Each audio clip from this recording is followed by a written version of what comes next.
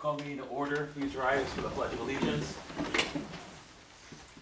I pledge allegiance to the flag of the United States of America and to the republic for which it stands, one nation, under God, indivisible, with liberty and justice for all. This is an open meeting of the Seward, Nebraska governing body. The city of Seward abides by the Nebraska Open Meetings Act in conducting business. A copy of the Nebraska Open Meetings Act is displayed on the north wall of this meeting room facility as required. Disclosure of meeting recording processes is posted in the meeting room. A participant sign-in sheet is available for use by any citizen addressing the council. Presenters shall approach the podium, state their name and address for the clerk's record, and are asked to limit remarks to 5 minutes. All remarks shall be directed to the mayor, who shall determine by whom any appropriate response shall be made. The city of Seward reserves the right to adjust the order of items on this agenda if necessary, and may elect to take action on any of the items listed. Please call the roll. Beck. Here. Coulterman. Here. Camper. Here. Singleton. Yeah, here. Hendricks. Here. Miller. Here. Wilkin. Here. All right, first item this evening is the draft minutes of July 20th, 2021. Move Second. We have a motion and a second. Is there any further discussion? Do this. Seeing none, please register your votes. Please display the votes. Voting yes are Wilkin, Beck, Camper, Coulterman, Miller, Singleton, Hendricks. Passes 7-0. Next, we have the consent agenda. So moved. Second. We have a motion and a second. Is there any further discussion? Seeing none, please register your votes. Please display the votes. Voting yes are Wilkin, Beck, Camper, Coulterman, Miller, Singleton, Hendricks. Passes 7-0. Next, we have the confirmation of Mayor Eichmeyer's appointment of Matt Stridson as council member of Ward 2 to replace resigned council member Chris Schmidt. I'd move for approval. Second. We have a motion and a second. Is there any further discussion? Seeing none, please register your votes. Please display the votes. Voting yes are Wilkin, Beck, Camper, Coulterman, Miller, and voting no is Hendricks. 6-1. Item 1A is a confirmation of mayor's appointments to various boards and committees previously held by Councilmember Schmidt. 1 is Planning Commission, 2 is the Rail Campus Development Review Committee, 3 is Personnel, Finance, and Audit Committee, and 4 is Liaison to the Park and Recreation Board, unless there's a reason to do those separately. You consider those as a grouping. Move to approve. Second. We have a motion and a second. Is there further discussion? Seeing none, please register your votes. Please display the votes. Voting yes is Wilkin, Beck, Coulterman, Miller, Singleton. Voting no are Camper and Hendricks. 5-2. Alright, next we have administrative items. A resolution approving yield signs installed at southwest corner of East Ridge Avenue and Carroll K Boulevard intersection, southwest corner of Corey Drive and Carroll K Boulevard intersection, and southwest corner of Vader Avenue and Carroll K Boulevard intersection. Greg? Yep, traffic committee received a number of requests to look at some of these items along with items requested by the council. And so the first one up for you tonight, again, as a reminder, the traffic committee, as we sat this time, was Captain Hammond, myself, Street Superintendent Bob Myers, and Mike Onaby, city engineer. And so we reviewed this item along Carroll K. Now that we've opened up the extension all the way to Hillcrest, you've probably heard it, but if you haven't, you know, traffic continues to flow through there. It is designed as a major street through our city, probably a minor arterial or collector, but obviously more than a local street. And we have a number of T intersections, especially the one down at Bader.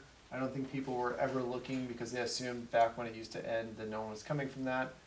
And so it made sense that the predominant driveway be Carroll K.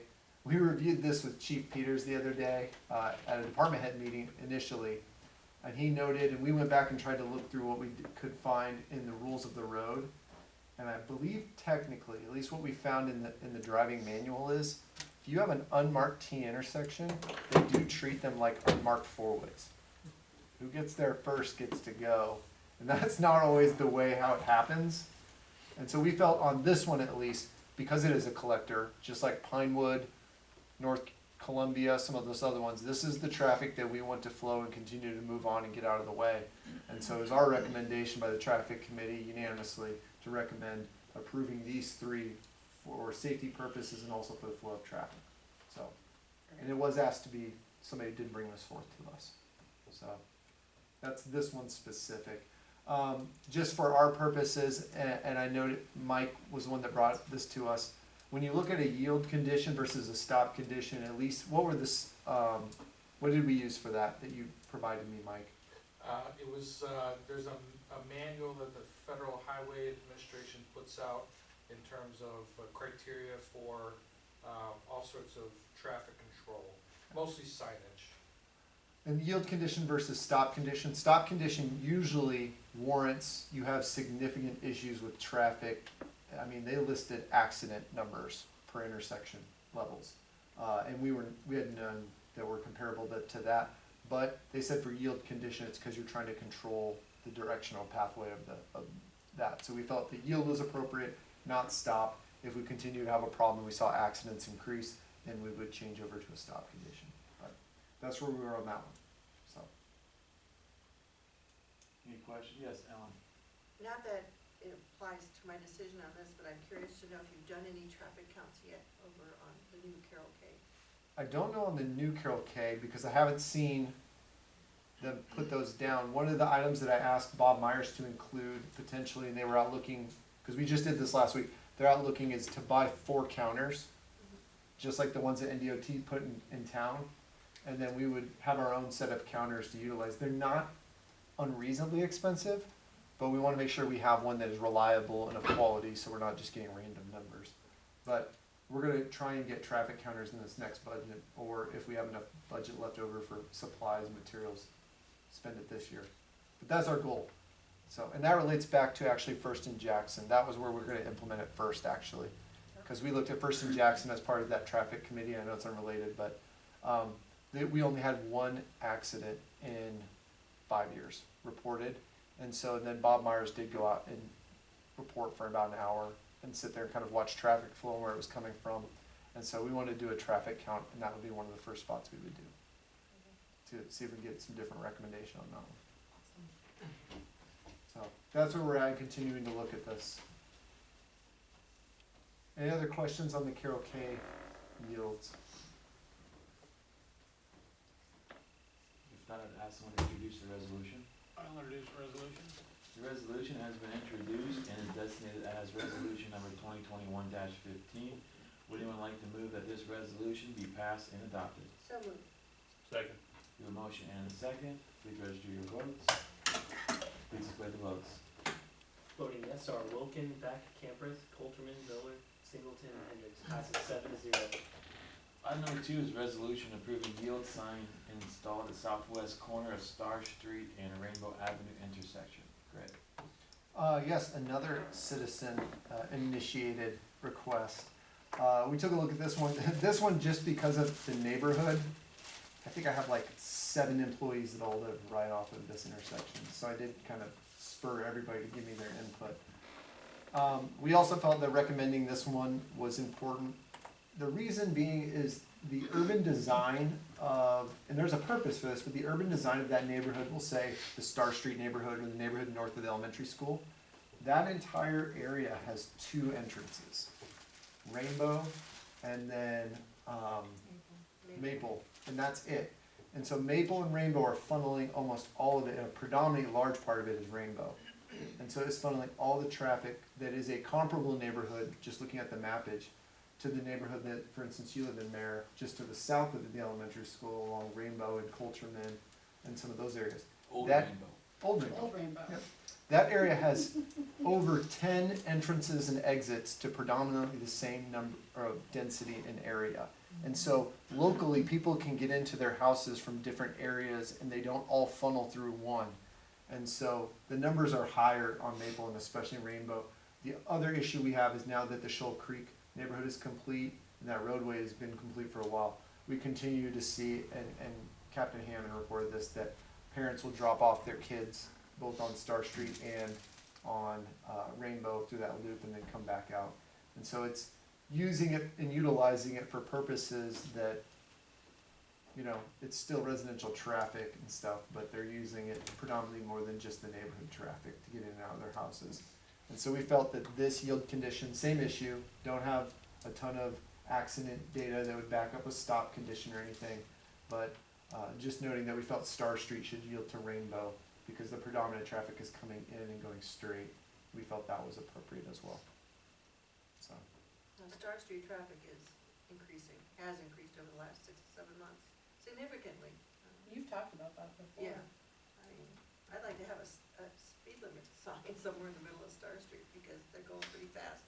And they're coming in at the time when the kids are coming out. I've received other complaints about just in general Star Street speeding as well, so It's an issue. it's something I can talk to the traffic committee about if we need to put some signage out there just to note that it is a 25, even though it's unmarked, that you need to go 25, so. But, We have the radar and we can also put the mechanism. the trailer out there sometime, or maybe, Especially around the time school yeah, starts. once it school probably gets going would. again, that might be a good radar spot. That'd be great. Any other questions or comments? Otherwise, I'd ask someone to introduce the resolution. I'll introduce the resolution. The resolution has been introduced and is designated as resolution number 2021-16. We would like to move that this resolution be passed and adopted. So moved. Second? We have a motion and a second. Please register your votes. Please declare the votes. Voting yes are Wilkin, Beck, Campereth, Coulterman, Miller, Singleton, Hendricks. Passes 7-0. Item number 3 is an update on the fiscal year 2021 to 2022 budget. Greg? Yep, we're finishing up the budget.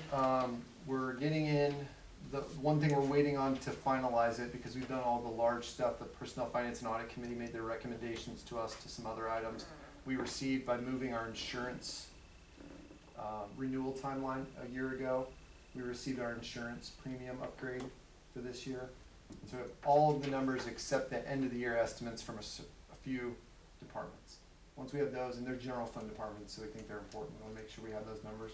Once we have those, we're gonna submit the budget to you with that memo that I did last year that I think a lot of council members felt was very narrative to looking at it in your initial review by yourselves when you get this. And so I've completed, except a few like items we're waiting on those final numbers for, I've completed the budget memo. And so once we get those in, we'll review the final one. We've briefed the mayor on some of the stuff that's in it. We'll review the final budget with the mayor, and then I'm gonna send it out to you this week. Nick's there finishing it tonight. And so I was gonna have Nick come here and talk to you, but he was like, if I just stay back, I'm gonna get it done. And then when we get the other data in from the department, we can put that into the general fund and then have that final number.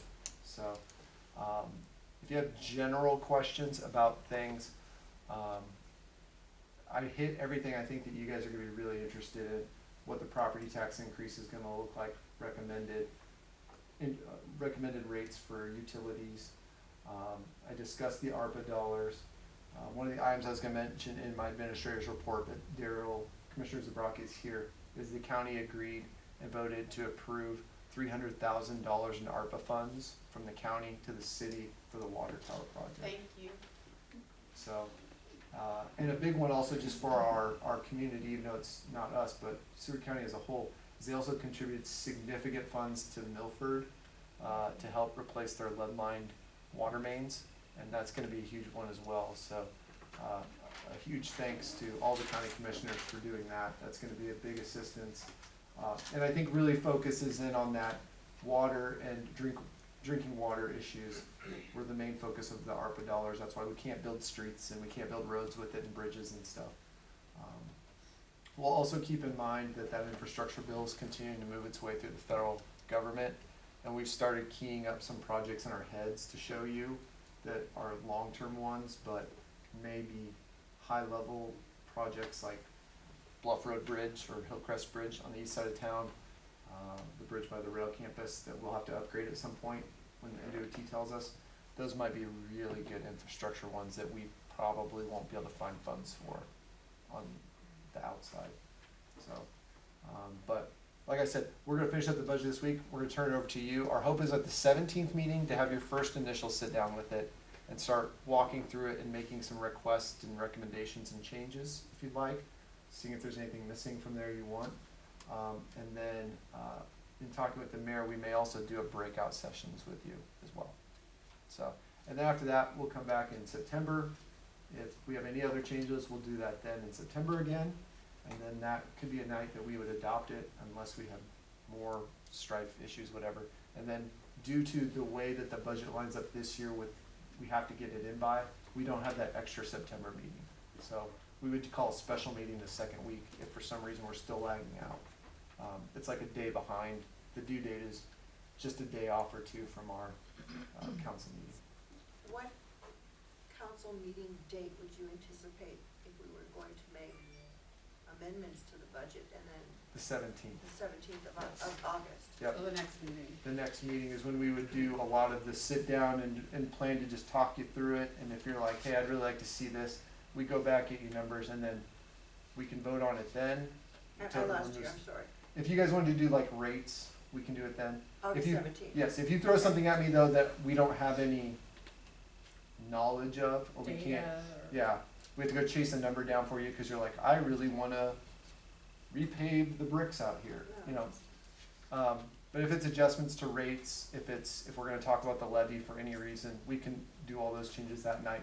And then we can, or revisit them on the 7th and do What it. about changes to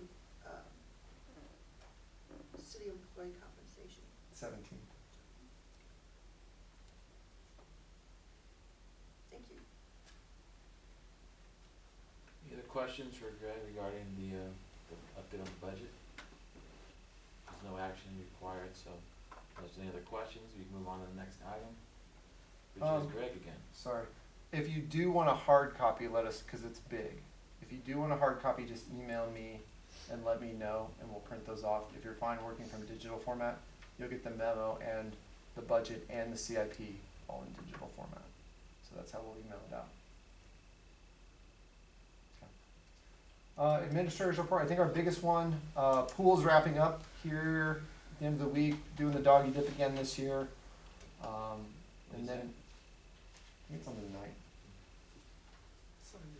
Yep. 6:30. Sunday, so free will donation, if you wanna donate. At 8, okay. Don't go swimming with the dog, can't do that. Wednesday, August 11th is gonna be our meeting with the East Seward, neighborhood, as I call it, down there with the brick roadway. And so we've invited and sent out letters to all of the neighbors, I've been coordinating with Marcia down there. And so- Marcia Carl. Yep. Okay. And so we'll have a meeting at the Civic Center with them at 6 o'clock. And they asked, can we talk, can we come, and I'm like, yes, this is basically us just inviting you. We don't have a quorum or anything. This is us to have a discussion with you and say, here's some options, but what do you guys want to do? What are you seeing? They requested that the PD be there. What And was so- the date on that, Greg? May 11th, but we're only having, August. August 11th, sorry. We invited the specific council members that represent those, because it's 2 wards, Got right it. down the middle of the street, so we invited them. Makes So, sense. to avoid having a quorum, we Right. didn't want any other ones. No offense, sorry. It's but- on So, we'll work with them and we'll just try to get ideas and see what's going on, what people are seeing. We're gonna talk to them about our plan for Lindell to improve that and discuss what to do with it. But this is really a community discussion session. You would probably still be there by 7. Yes. Yes, okay. One item while you're talking. Between Columbia and Jackson there, we had that house burn. Yep. 2 years probably ago, maybe longer than that. Well, now you see critters that are, I saw a coon the other day. Oh, that building was to be taken down by Hartman the same day as yours. Okay, There's a hackberry tree that won't allow them due to, the utility lines or something else. Hartman needed a hackberry tree removed. Our crew is not in the process of doing right now. So we're using a portion of the demo budget from building inspections, and a private contractor is gonna come take it down. Hartman's gonna haul it out for us at no cost, and then he's gonna take that house down. But they just have to get that hackberry down. okay, the other day I drove by there and coons crawling up the gutter, I couldn't believe it. Yep. We've been trying, and that private landowner is paying for it. That's not city, except removal of the tree, because it is a city tree. But it's a hackberry, and those have been, it's in bad shape and needed to come out, but those are the ones that we've been seeing in the big storms, the whole thing falls over usually. So, Any other questions or comments for Greg? And I entertain a motion to accept his report. So moved. Second. A motion and a second, is there any further discussion? Seeing none, please register your votes. Please display the votes. Voting yes are Wilkin, Beck, Camper, Coltman, Miller, Singleton, Hendricks. Passes 7-0. Including future requests for council agenda items or administrative action. Just a quick update on the parking on Fifth in front of Dairy Queen's exit. Has there been? I don't know if there's, yeah, we can take back a look at that one. It's just with school starting up and things like that, it becomes, it's a very busy area, so. Okay. I recollect that the west side of the street was already no parking, and we were gonna modify the east side of the street for half a block, do I remember that correctly? Correct, Yep, basically from the driveway all the way north correct, to allow for turn radius and stuff. correct. So Yep. yeah, just gonna Okay. follow up on that, would be great. Derek, that's probably one we just want to draft a resolution, but we'll get a traffic committee recommendation too, just so we all know how far back to pull that. Any others? Seeing none, do any upcoming events? Jonathan's not here and he didn't send us. So the county fair is this weekend. Yeah. Parker McComb will be performing on Friday night, and then the rest of the fair. School starts. And school starts, yeah. So please be diligent and careful, and we are gonna make sure that we get ahead of the school district, so you may see the lights going off periodically. Just testing those and making sure that they're running correctly. I think in the next budget, we're recommending replacing those with a whole new system. It's just showing its age and it's getting harder and harder to function correctly. And so, but we're gonna go out next week before school starts and start checking those and make sure the timing is correct on them. Is there a way to program that and possibly place a sign right by Rainbow there that has the crosswalk? You know what I'm saying there? Like it's the sign that goes down to the park on Rainbow. There's not necessarily a painted crosswalk there, but there's a lot of children that cross right there because it's the biggest part of the intersection, but it's kind of gone through in the mornings. But I've noticed that if there's just a way to put a crosswalk so that it correlates with those lights in the morning, just to remind people to kind of slow down at those intersections, or at that intersection, I should say. Yeah, I can get a hold of you about it. I mean, one would be the, wherever that light is on Pinewood is pulling it further back past Rainbow. But we can take, we'll have the traffic committee look at that, add that one to our list for this week, and we'll take a look at it. Perfect. We had another request for that the school district's reviewing right now too, so. Cool. Alright, and then we have a strategy session. I move that the city council go into closed session with the mayor, city administrator, city clerk, and city attorney for the protection of public interest, and to discuss the current city of Seward farm leases, and to provide the city attorney with negotiating guidance for a period not to exceed 30 minutes. You have a motion, is there a second? Second. We have a motion and a second. Please register your votes. Please display the votes. Voting yes are Wilkin, Beck, Camper, Coltman, Miller, Singleton, Hendricks. Passes 7-0. The council has voted to go into closed session for the protection of the public interest and to discuss the current city of Seward farm leases and to provide the city attorney with negotiating guidance. We are in closed session.